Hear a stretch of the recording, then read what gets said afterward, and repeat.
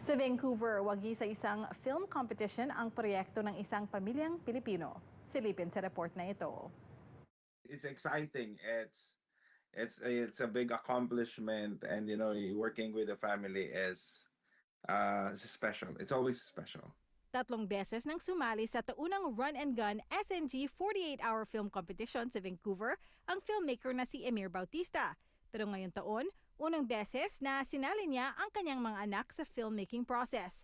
Nanalo sila sa Best Youth Film Award category ng kompetisyon. They announced that they'll be having a new film competition this 2024, and nakita ko yung team, and team is family. Sabi ko, well, what's the best way to celebrate this kind of film but to shoot with the family, right? And then I asked everyone if they want to do it. We conceptualized on the story, and then we had our assignments.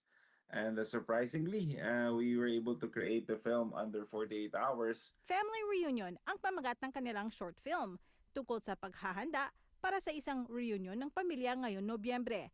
Hindi sa isang malaking party, pero sa sementeryo kung saan naroon ang kanilang mga mahal sa buhay na namayapa na. So we hopefully, I think the main root or the main reason why we created this film is to remind everyone that we should always, we will never forget the people who are with us, and people that we love. Kasali ang 3 anak ni Bautista sa paggawa ng nasabing pelikula. What I did, I was the animator, and I was also one of the main actors for it mostly.